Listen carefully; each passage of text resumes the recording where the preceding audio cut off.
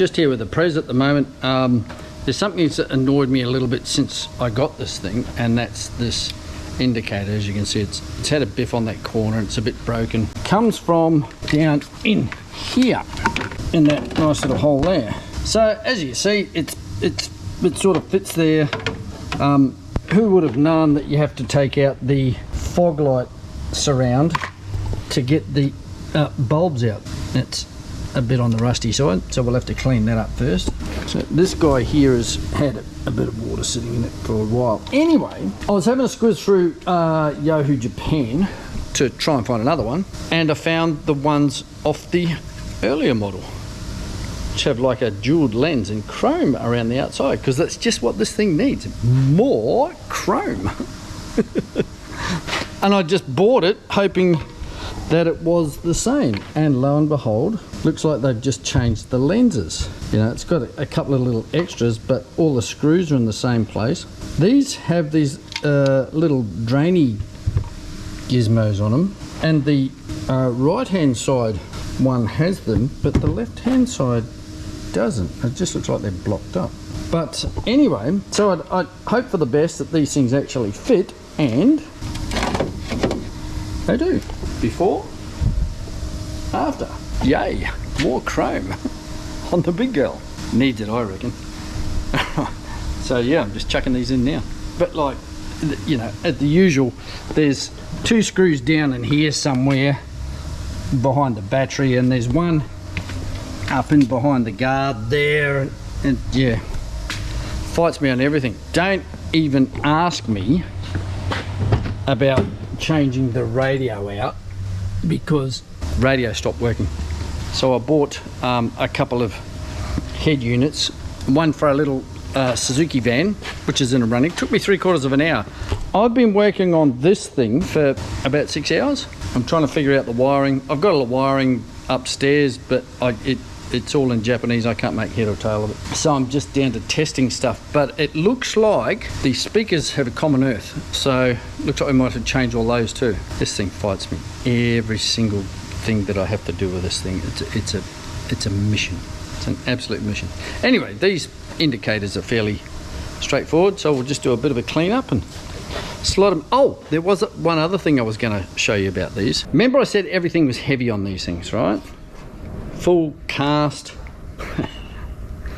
alloy indicator, chrome strips, jeweled, very nice, very nice. So here we go. Over 1 kilo in weight. But here's the thing. Here's the one we're taking out, nearly 1.5 kilos. So in effect, what we're doing is putting in the lightweight racing indicators. Gotta be worth a second to lap that for sure. But wait, there's more. I just noticed somebody's been drilling holes in this one.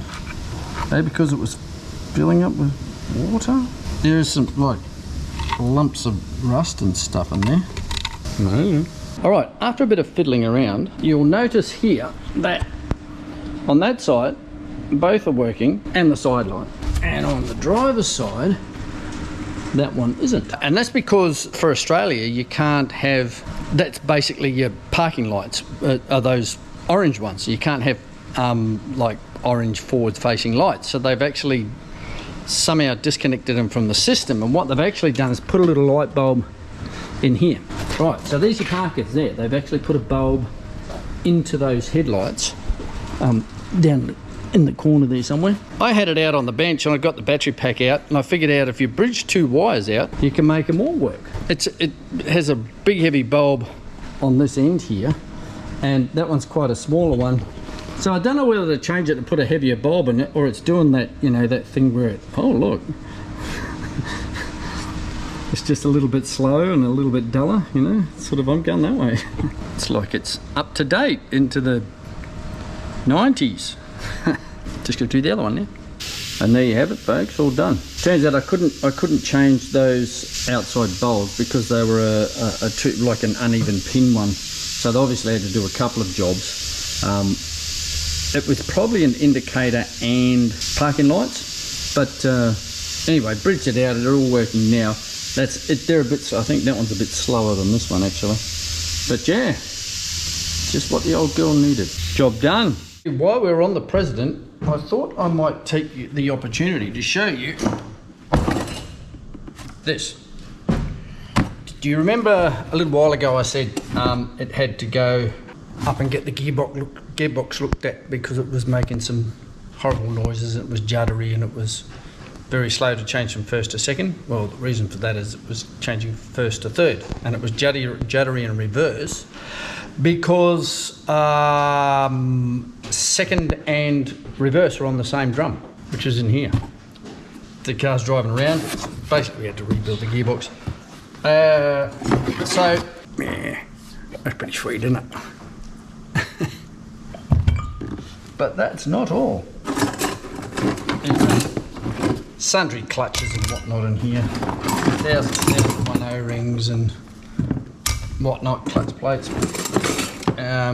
It's when we get to the other stuff that it starts getting interesting. See that we get stuff. Yeah, you can see that there. Yeah, that's not real flash. The band was, well, you can see there. It's, you know, it's not the best, I think. And yeah, these guys.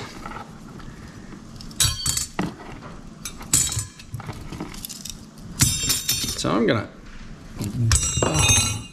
look at that one. Let me get some background so you can see it. Notice there's stuff missing? Yeah, so they're all, oh my God. Yeah, yes, I think those teeth are supposed to go all the way around. Anyway, it's, look at this, it's just,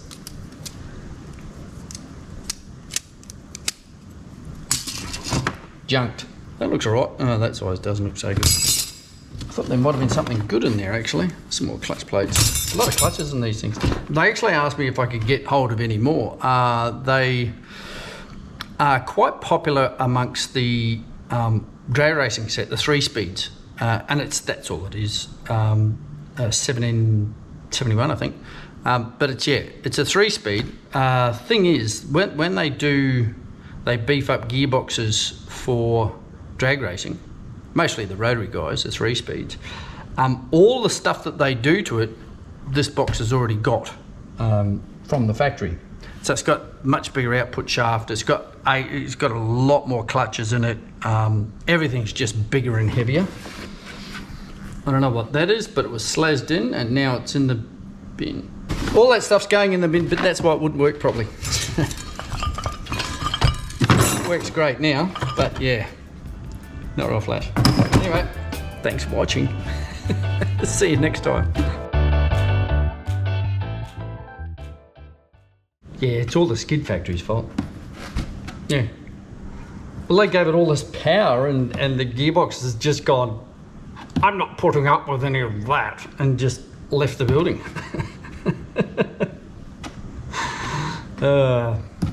Alan Woody. Good on you, boys.